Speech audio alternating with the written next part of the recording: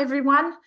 I'll just introduce myself very briefly in case you haven't met me before. I'm a Total Rewards veteran, just like Luca. I actually used to work for him many, many years ago.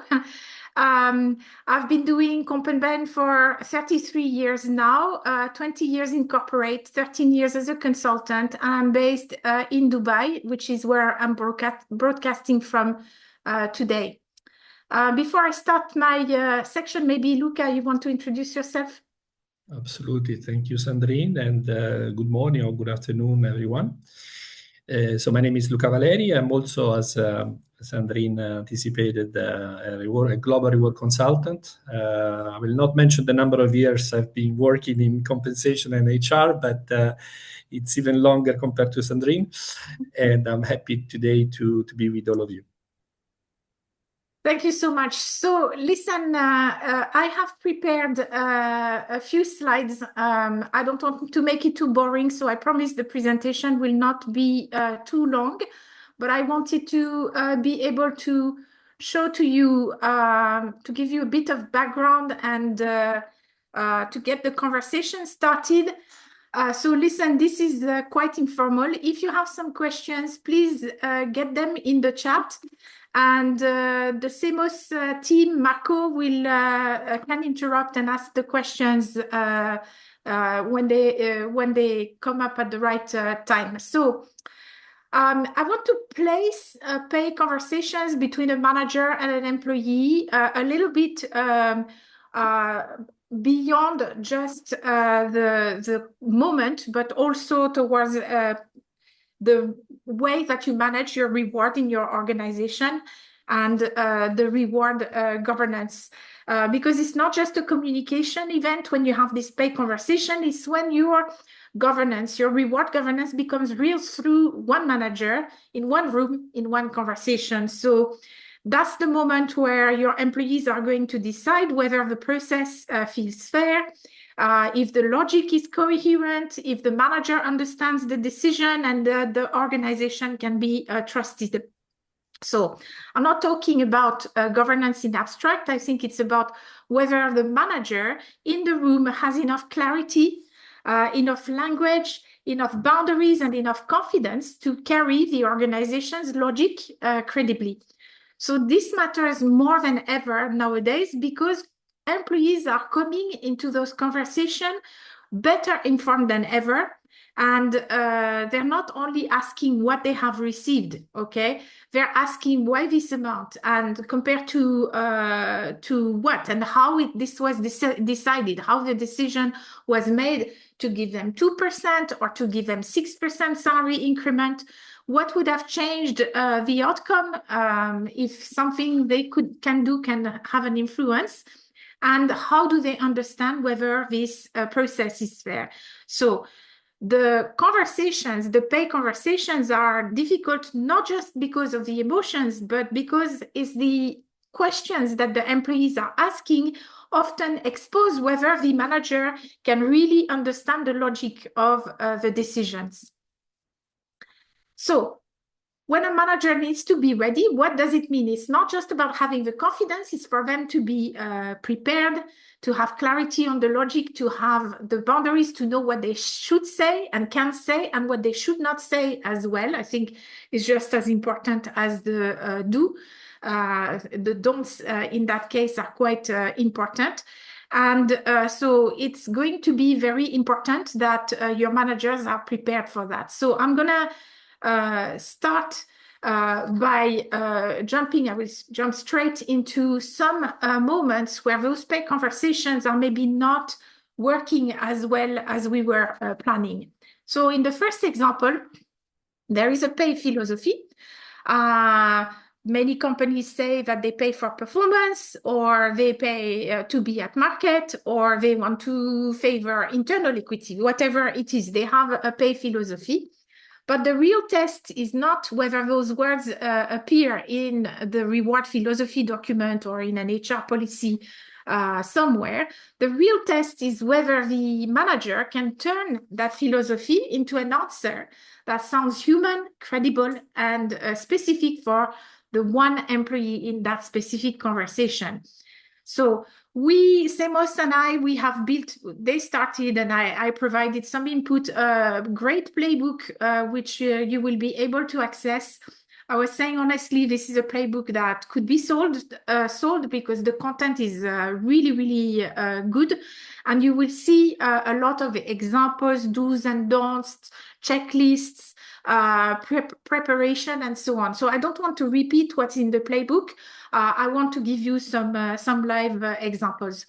So if the manager doesn't know the organization's compensation philosophy and how the organization actually approaches pay differentiation before they enter the discussion, the answer might sound administrative to the employee rather than principled. And so the employee will not feel that your pay philosophy is a real element of how you're managing employees in the organization. So this is important, because if you cannot transform that philosophy into a governing behavior, it's just branding. So that leads us to a second problem, which is when the manager knows the numbers, knows that the employee is going to get 2.1% salary increment, for example, but they don't know how to explain it. So they know the performance rating, you have provided it to them as an HR, you know the increase of the payout amount, you know how the budget is changing, but this is where the employee is going to start to test the quality of the system, okay? What mattered most? Was it the performance, or was it my position in my pay structure? How did individual and organizational performance interact? Are there other factors that were relevant? Where did judgment enter in the process? That helps to the employee to understand and to make a perception of whether the outcome is fair or not. And if the manager cannot explain how these factors affect incentives, or to discuss other criteria such as range in the position, the skills, the tenure, and so on, there are not going to be good outcomes, and the trust is going to become eroded by the employee, because opacity, or the black box as we call it sometimes, is a big factor in which employees do not believe in the fairness of the process, and in which the managers are not always very good at explaining it.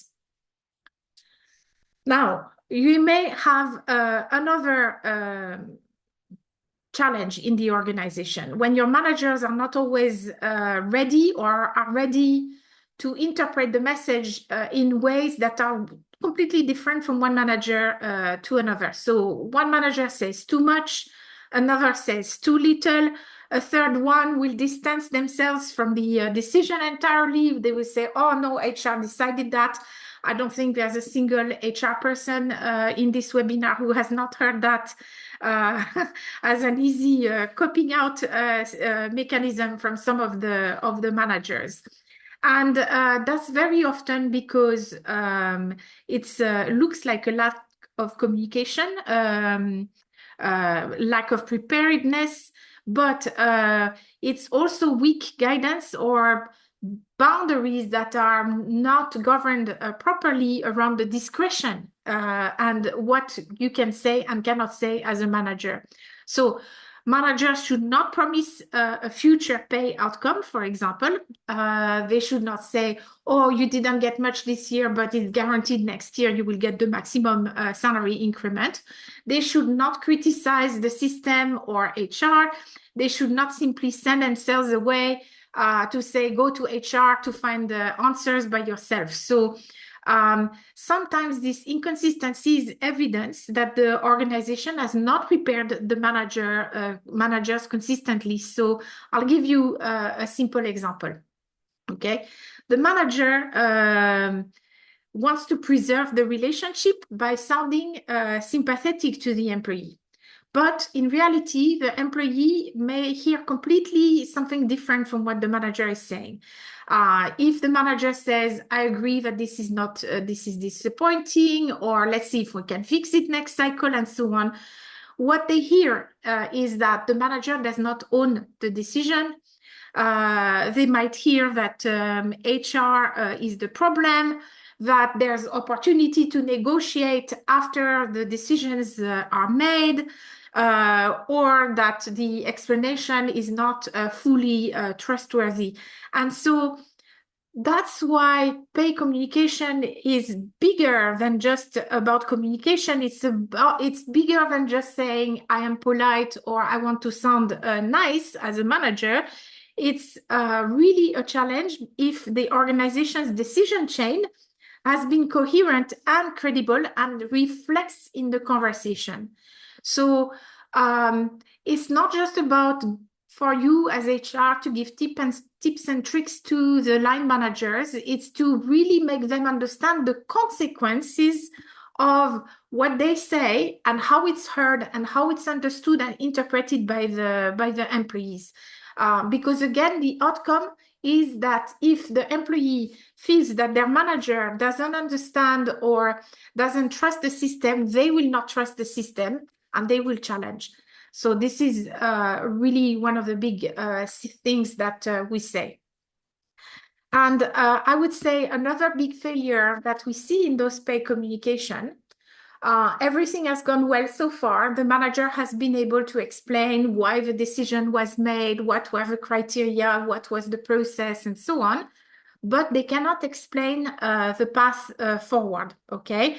So that's what the employees want to understand. They want to understand what progress looks like, what would make them improve their outcomes for next year. So how can I get a bigger bonus next year? How can I get a better salary increase next year? How does it link my performance to pay over time? And so that's where they are going to figure out whether the possibility for evolution, what I call here the path forward, is real, or whether in reality the system is closed. So managers need to also be able to credibly be able to explain to the employees what are going to be the things that they have an influence on, and also the things that they probably don't have an influence on. I think it's quite just as important, so that the boundaries are known and the realistic path forward is also known by the employee. So once we go there, for you as HR, you need to ask for questions, and there's just a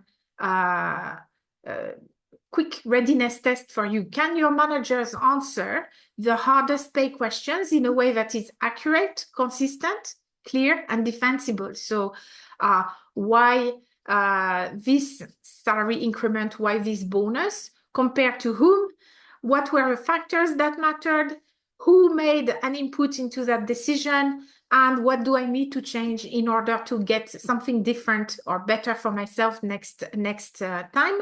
So this is important. You can try to test that.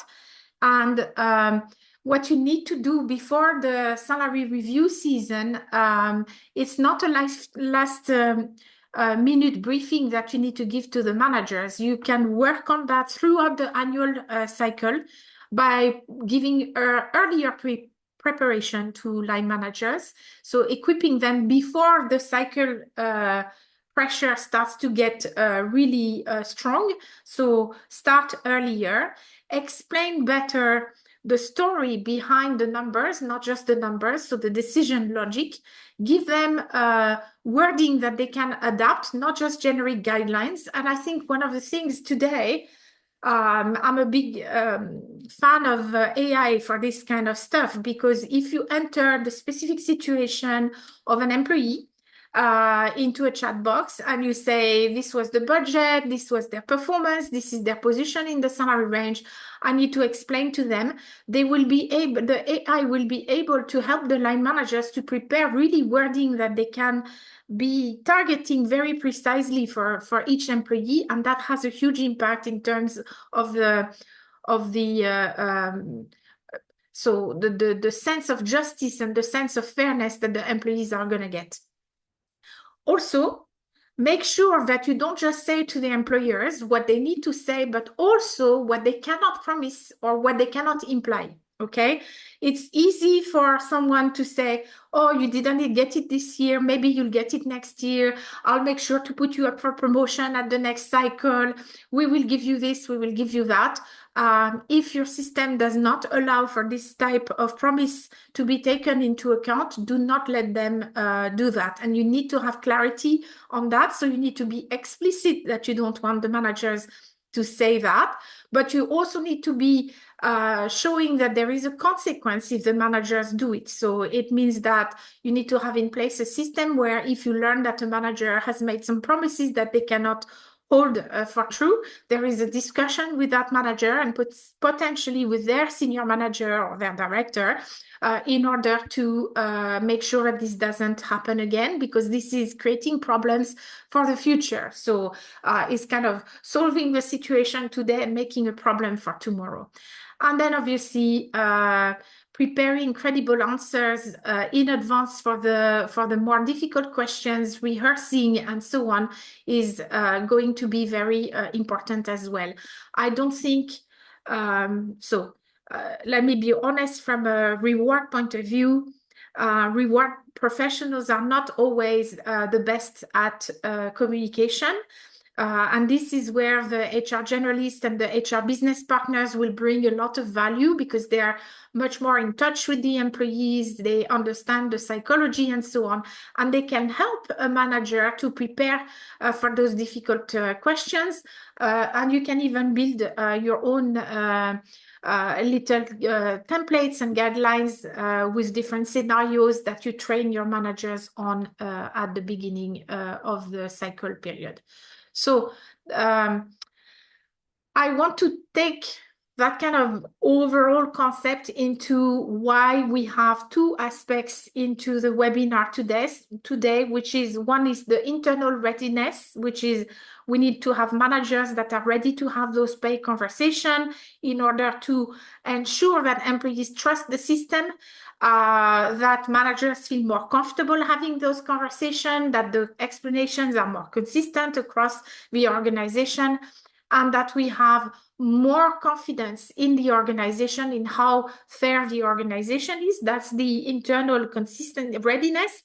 And that ties into the portion where Luca is more expert, which is the external transparency, because there is a move nowadays towards more regulation, towards pay transparency and so on. And so you need to be ready internally in order to be able to withstand these conversations and these challenges of external transparency requirements that are going to come very soon across Europe.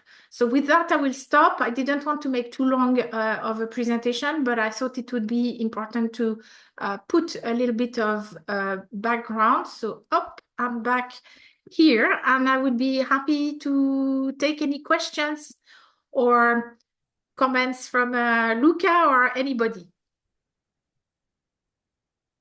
So while people think about possible questions, I'd just like to reinforce what Sandrine was saying, especially in her last words, where all of these topics related to the readiness, and we are talking about manager readiness and in certain instances also HR readiness, is going to be increased by the new regulations regarding pay transparency, which are going to be applicable in all the EU countries, starting from a little bit more than a week. So at least the original deadline was June 7th. Some countries we know that have decided to postpone the transposition of the original directive.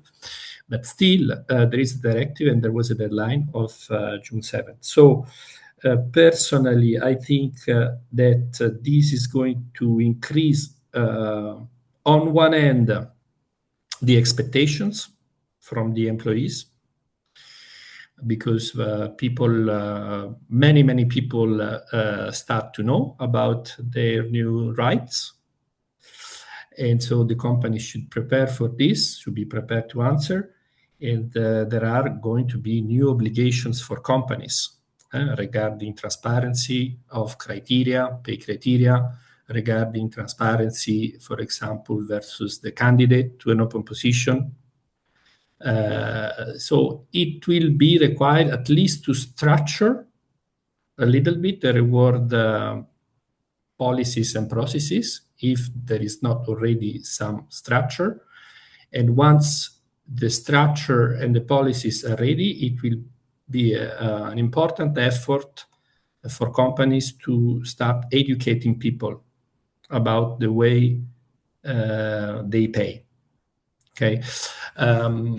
Now, since I'm supporting a number of companies in this journey, and since also I'm in one of the countries, which is Italy, who is going to be the first or among the first to respect the deadline of June 7th, we are actually in the implementation phase. And just to be clear, what we are focusing right now, even before training the managers, is really training the HR, so the HRBP. Because these new obligations, will generate, as I said, new expectations, and we need to make sure that, first of all, the HR function, and I mean all the functions, because we're talking about HRBP, but sometimes it's also the payroll who needs to be ready, the recruiters who need to be ready. So it's a big effort right now on the readiness of HR function, and of course I talk a lot with compensation experts, with compensation managers, and in one of these instances this week, I have one of them telling me, "Hey, Luca, I'm happy that we are ready because we have defined all the tools, let's say, and we had all the communication plans for day one." But in fact, I said, we are just at the beginning, because we are ready technically, but we are not ready culturally. Okay, so one thing is to have, let's say, all the mechanism, the calculations, the data ready. And one thing is that you have all your managers behind you and are ready to basically sustain a conversation with their people. That is a conversation that is aligned with the HR policies, the compensation policies, everything that Sandrine explained perfectly in the last few minutes. Okay, so it's important to keep in mind, yes, technical readiness is the minimum, and for certain companies, this will already require a big investment. But then there is also an investment to be made on cultural change, on communication, on training, and this will require time. You cannot switch like it's launching a tool or having a report format ready. This is another thing. I agree. So just maybe if I can ask you briefly, Luca, if you could summarize just a quick overview of the EU Pay Transparency Directive requirements at a very high level, because I am based in Dubai, and in our region, we are less affected by that. So if there are some people in the audience who are not based in Europe, they might not be aware of what's kind of a high level, what's required at the recruitment time, and then inside the company for the pay fairness. Yeah, I will try to be as simple as possible. Let's start from the requirements that are applicable for all the companies, whatever size, because sometimes we hear people saying that directive is only for large companies. No, the directive is applicable for certain obligations to all the companies, even the very small ones. And the first obligation is versus candidate to an open position. So we'll need to share in our job ads the pay or the pay range that is applicable for the position. This seems perhaps an easy thing to do, but in fact, the simple thing to put in an announcement, in a job announcement, a pay range, set expectation, not only for candidates, but also for internal employees, because you might have your current employees who hold this position and expect perhaps if you publish a pay range to get the maximum of that range. So it's going to be a first step of transparency that very little companies apply today. And tomorrow, all the companies is going to be mandatory for them to publish these ranges. And the other thing related to the candidates, or at least the main obligation, is that it will not be possible to ask candidates their current pay package. So it's a common practice that you ask a pay package and maybe you determine the offer based on the current pay package, but the directive does not allow you to do so in the future. So all the EU companies will need to adapt to this. I would say all the companies who have sites or operations in the EU, because you might be a company based in Dubai or in the US or in China, but if you have operations in one of the European countries, you will need to comply with this. Second, Can I just interfere? I want to highlight that the reason for that is that very often there is already bias which has been built into the existing package of an employee based on their gender, maybe their age, and so on. And so you're supposed to pay for the job, not for the person. So if you build the package by saying, I'm going to offer 10 or 15% more than what that person is making now, if that person was grossly underpaid, you're maintaining that bias or that injustice into the organization. And if somebody was highly paid and you don't want to make an exception, so this is going to also reduce the internal equity issues that might happen if you have packages built based on the existing package of a candidate. Exactly.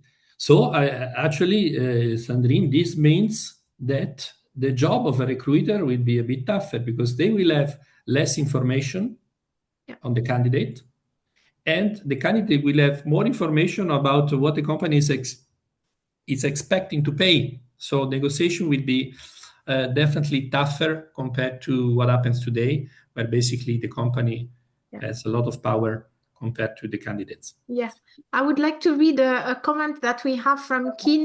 Sorry if I mispronounce your name, Yadanar U. Managers sometimes justify higher pay for external hires by saying the candidate brings rare skills, urgent business value, or stronger market leverage. Never heard that one.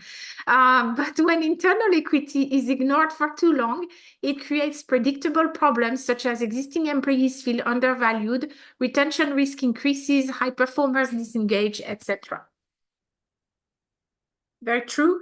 And I think also might compound pay compression issues in some cases in the organization. Absolutely. So moving to the next set of obligations that are going to be this time versus the employees, so the current employees, there will be more transparency asked to companies versus their employees. Transparency on what? First of all, on the criteria that the company is using to determine pay levels, and pay progression.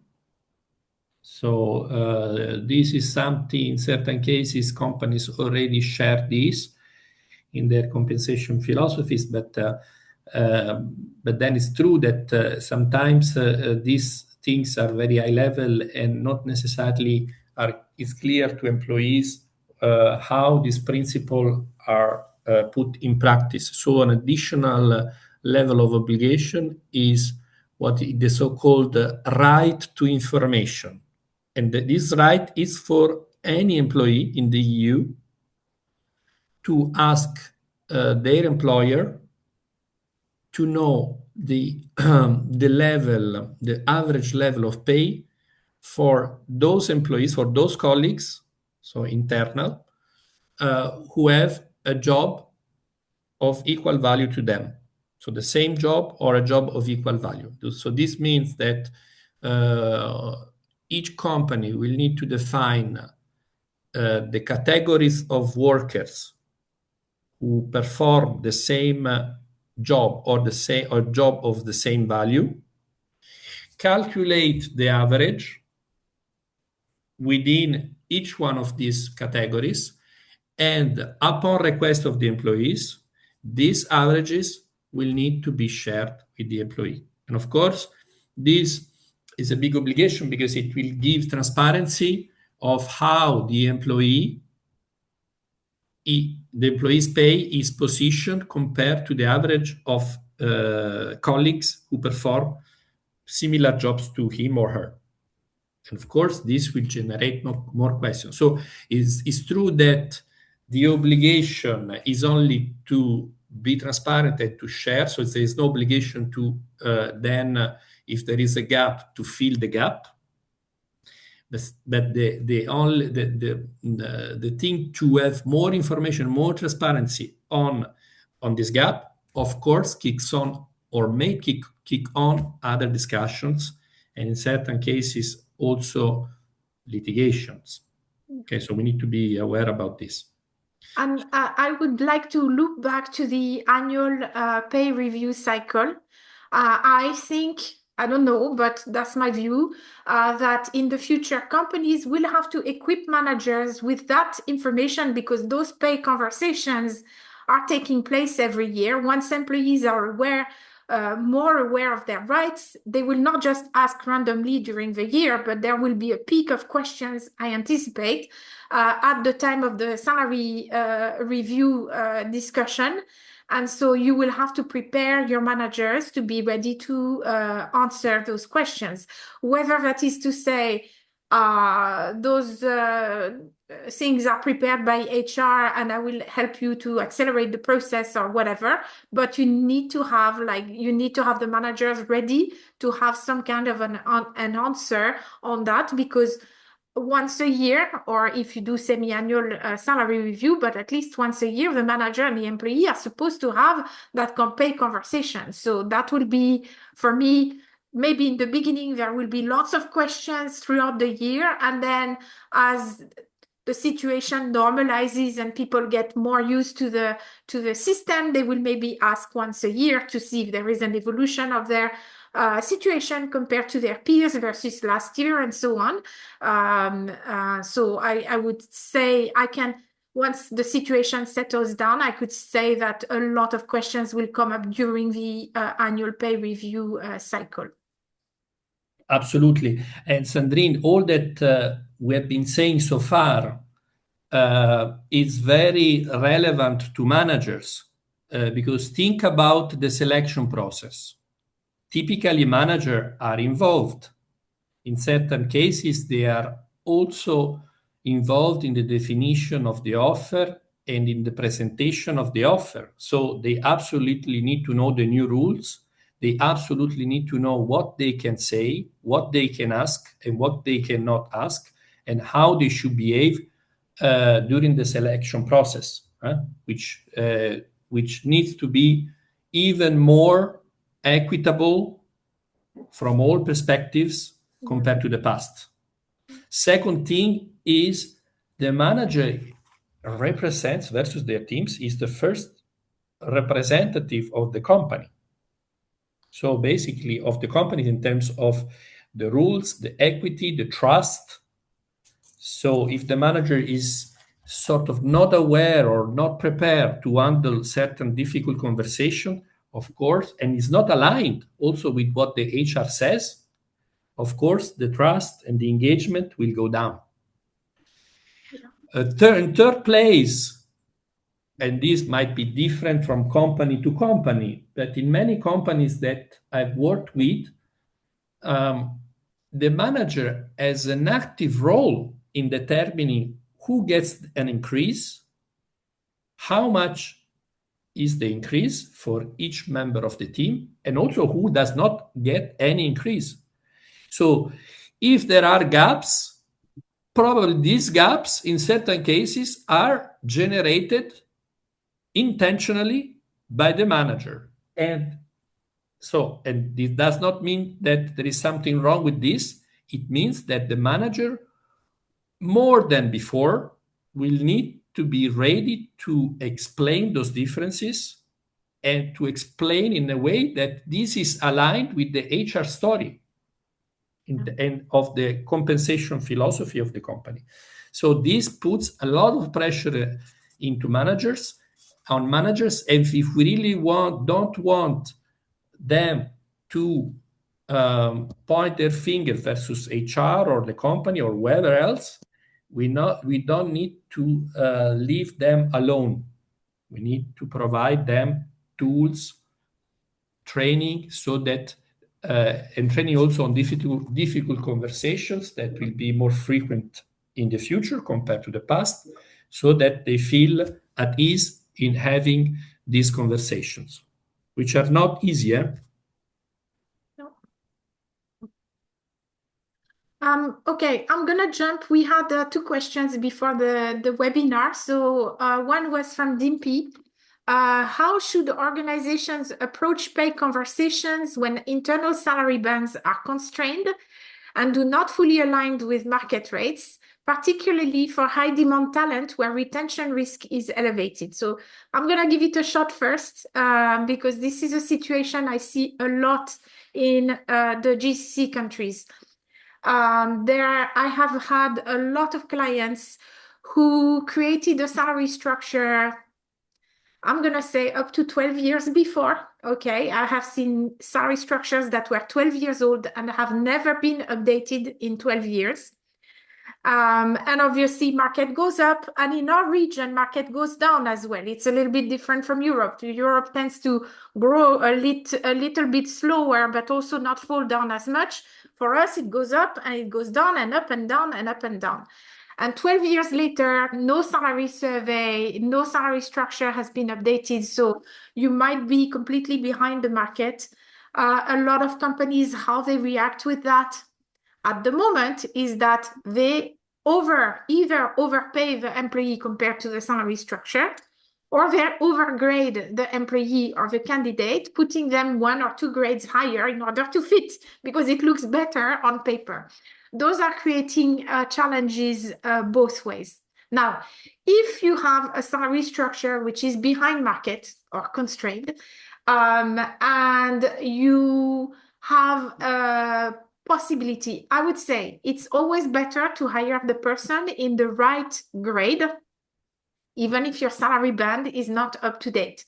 But try to put together some business case for the senior management to accept to spend $7,000 or $10,000 for one country in order to get market data, and for you to be able to update your salary ranges, even if in the GCC, we still don't have to communicate any of that to the employees, but that will give you better tools, line managers, better tools, recruitment, better tools in order to be aligned with your market. In the meantime, I would say there are things that can be done, and especially in the GCC, in the way of skills allowances that you could create for certain types of jobs, or you could look into retention offers, sign-on bonuses, this kind of stuff. But I would say if you start creating that, you need to have rules, okay? So this is where one of the most important points that I would say in terms of reward governance, whether it's for sales incentive plans, recruitment, a package upon recruitment, salary reviews, and so on. Exceptions are not necessarily bad, but exceptions need to remain that, exceptions. So that is less than 5% of your cases, first of all. Second, you need to have rules around the exceptions. So you cannot have one exception where you say, hey, we're going to give 30% more, and another exception where you say, no, 5% more. You need to have some kind of consistency to that. And I would say that what's really important, the exceptions need to be documented. They need to be justified. And once you see that an exception is coming up a certain number of times, you might have to create a new rule or amend a set of rules in order to reflect that exception. Let me give you a very specific example. In the oil and gas industry, geologist position is, let's say, a grade whatever. I'm going to say a number, 29, just to make it clear. I'm not referencing any system in particular. The salary for that level might be, I don't know, 20,000 to 35,000 dirhams. And typically for those geologists who are in that same grade, there is a super super maximum, which means that for them, it is allowed to go up to, let's say, for example, 45,000 instead of 35,000, because that job, which is in the same level as the peers, has a higher market value due to scarcity of skills or whatever reason. So that's how I would approach it, but managing exceptions needs to remain that. It needs to remain an exception. Otherwise, what you're doing, you're solving today's problem, and you're creating, again, more problems for tomorrow because you're creating chaos for your organization. But I would really say that once your salary ranges start to fall behind the market, your budgets are barely at market or below, you need to really, really think of what that means in terms of implications on the quality of the candidates that you attract and on the quality of the people that you keep and the motivation and the engagement of the people that you keep as well. So you need to present those trade-offs to management in a very clear way. Because when a tool gets old or when a tool needs maintenance, company will pay for the replacement or for the maintenance of the tool. So they need to also do the same for their people. I'm not saying you need to replace people. I'm saying you need to work on your salary structures. Okay, let me be clarified. Okay, so that would be how I would respond to that question. Luca, maybe you want to add something?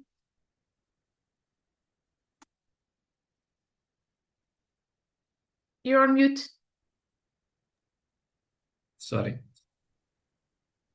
No, I think that you said it perfectly, Sandrine. And no, I'm not sure if there are other questions right now. I don't want to monopolize. Yes. Okay. So Joe, hi Joe. I couldn't agree more that readiness of managers is a key need when addressing pay questions. Thinking about pay transparency, what have the team seen in terms of formal or informal communications within EU countries which are aimed at the general public and employees? I'm intrigued to know just how well-informed employees will passively become about their new rights. Well, what I have seen is that employees are starting to be active, starting to asking their companies. This is still a minority. The majority is observing, getting information, waiting for formal announcement.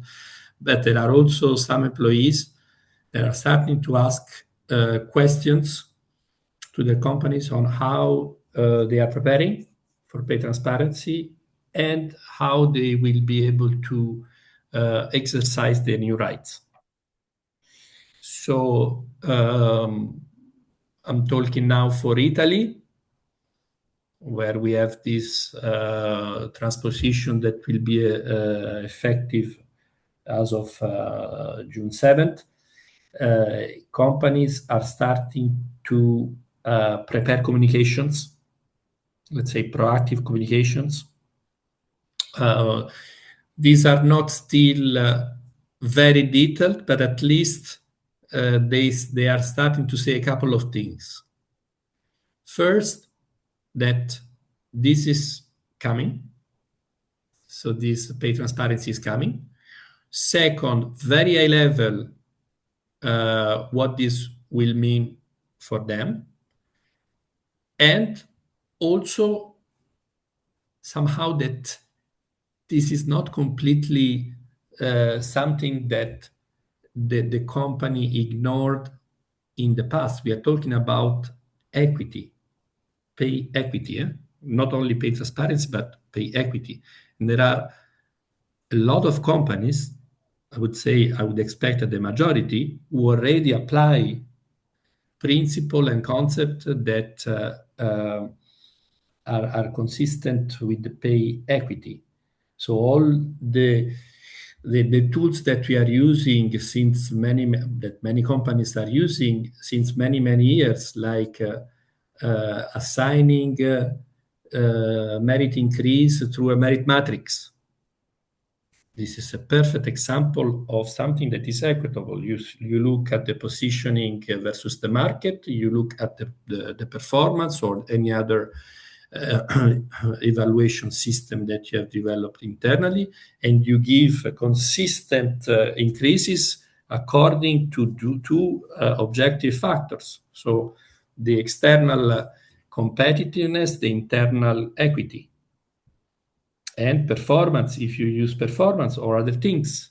So I think that it's true that some companies might be afraid or feared about what is coming. But if you do have the basics in place, I think that you should not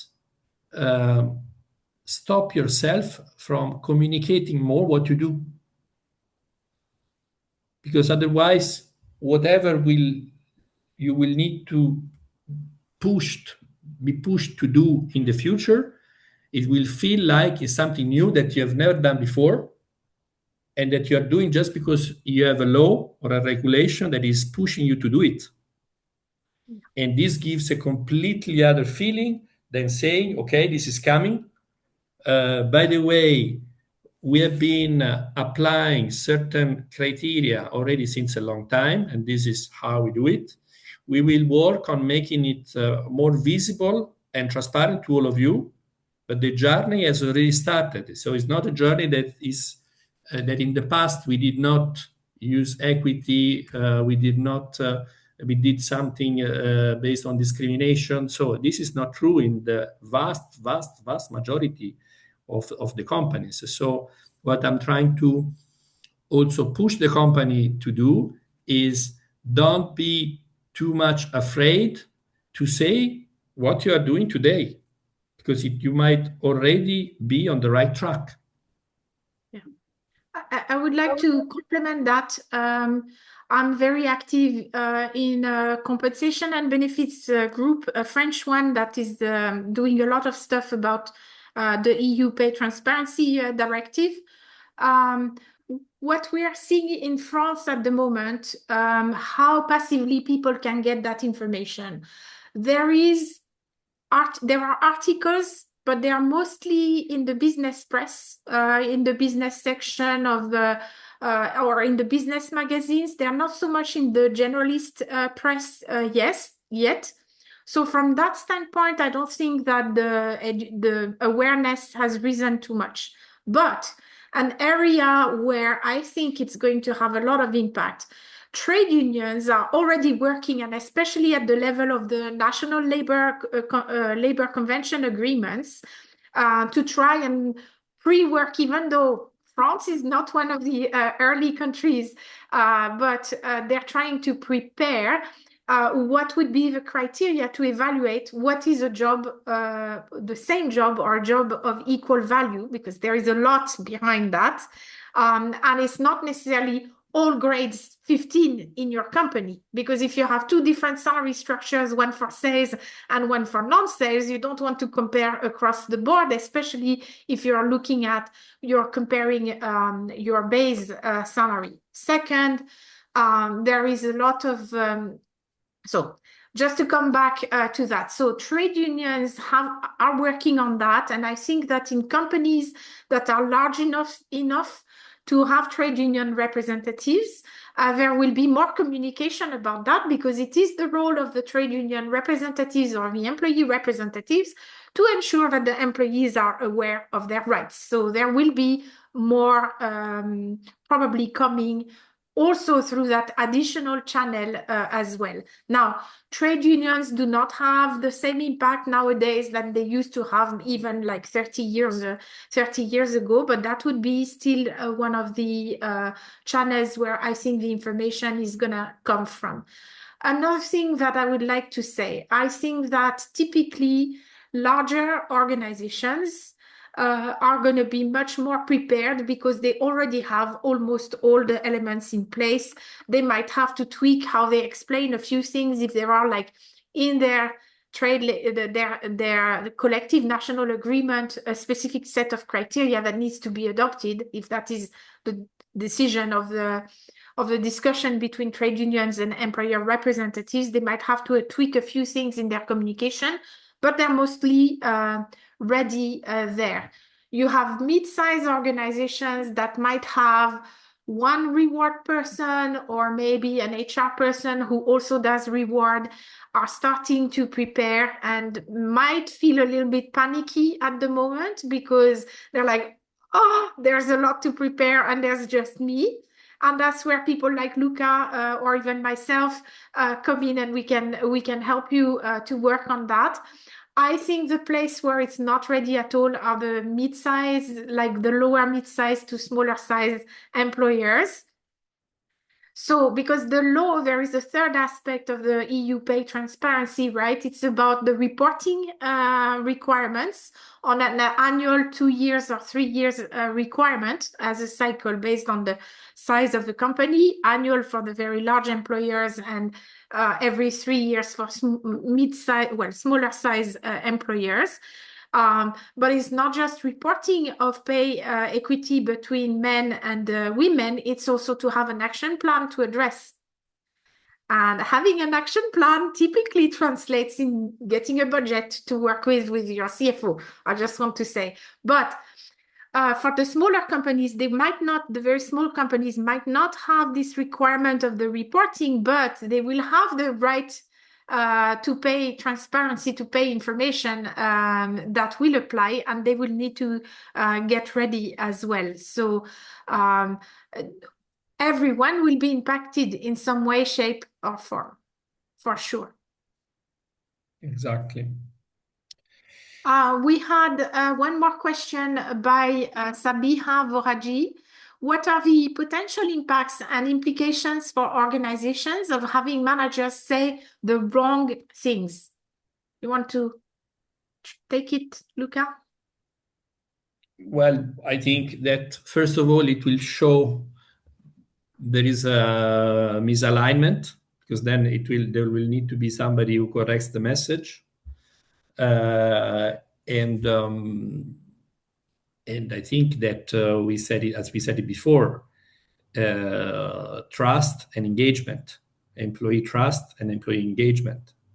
So besides that, if we say something very wrong, the employees can decide to act formally in certain ways against the company. But let's take this as an option, extreme option. Of course, if you are saying things wrong, which means that you are saying things to somebody that are not consistent with the real story, of course, the employee will discover at some point, and then we lose faith and trust, at least on his or her manager, and at worst on the company. So, and this will imply disengagement and difficulties in retaining the employees. So, yeah, I think that this is why we are talking about preparation, the importance of preparation. And I think that after managers are prepared, they should meet their teams. They should proactively meet their teams and say, and perhaps even admit that not in the compensation world, not everything is perfect. It's not an exact science. And there might be companies who have had historical reasons why people are paid differently, acquisitions or needs coming from the market, or career history that might be very different from an employee to another. So there are many, many possibilities. And what a manager should say, I know this, but from now on, I I show you have my commitments that if there are gaps, compatibly with the resources that I will have, I'll try to use these resources in a way that is the mostly equitable way and consistent with the company principles related to compensation. This is what the manager should say. And they should first prepare, but then after they are prepared, they know the story, they understand the implications, then they should proactively meet their teams, I think. Yeah. Otherwise, if you don't anticipate, you'll be perceived, the perception, maybe you can do it after you start receiving questions, but the perception from the employees will not be the same.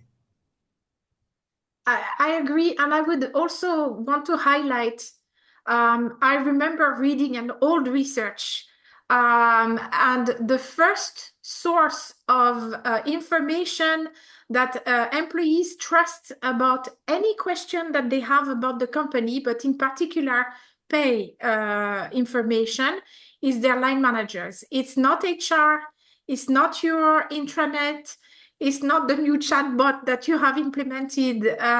It's not the colleagues. It is the line manager. And I think we do ourselves as organizations a great disservice by not, we rarely think of training line managers, of educating them, of giving them resources. It's an afterthought, right? We do good communication to leadership because otherwise the project doesn't go off the ramp. And then we do the work, we do a big launch. There is a thing as well, a new program like that, or a new requirement like that, as Luca was saying at the beginning. That's a cultural change which is going to take place. If it's going to be a cultural change, it's going to take years to actually become part of the new DNA of the organization. You don't just do the launch. You don't just organize everything to be ready when the requirement setups, as Luca has said at the beginning. You don't just focus on the wedding day. You need to focus on the length of the marriage, which means that you need to prepare to have updates, to have changes to how you're approaching things, to have more education and more support going to employees, to line managers, to senior managers, to your stakeholders, especially in the EU. If you have employee representatives or trade unions, do not think that this will not become part of the annual salary negotiations with the trade unions and so on. So you really need to think about it like, okay, there is this launch, we need to be ready, like Luca was giving the example. We have the system in place, but this is going to be an ongoing way, and there will be more and more coming out of it. My personal view, as usual, the EU is great at producing new regulation. It is going to be a bit chaotic in the beginning because every time there is a massive change like that, you have a time of adaptation that is required. But I honestly believe that in the end, this is going to be so much beneficial for many companies. Companies that are ready and doing things right will see an uplift because as they will communicate better and the employees understand where they stand and they see how they are compared to their friends, there will be a positive impact for the organizations. Companies that are on the journey will show that they are already working on that and will gain positive points from the employees. And the companies that are a bit behind, that will kind of oblige them to up their game a little bit and become better employers, better at communication, better at internal equity, better at reducing bias and so on. And so this will be also a benefit for them and for the employees in the end. That will be a transformation. A transformation is sometimes a little bit painful, but the end result is hopefully, you go from the caterpillar and you transform into a beautiful butterfly, right? You're hoping that the end result is going to be better than the current situation. That would be my view. So painful process, but good outcome out of it, I would say. So I don't think we have any more question? Does anybody want to ask? We still have no, we're just finished. I think this is the end. Thank you. Oh, I see a new message. Let me check. Okay, yes, that is a wrap. Okay, so thank you, everybody. It was a pleasure to be here with you today. Semos will soon put the recording of this webinar online for people to be able to access it. There is the playbook that we have designed as well, which is available for free. That will be sent to you, and as well as the key takeaways to everybody who registered. Thank you very much for being here today, and hopefully we will see you soon. Thank you. Thank you.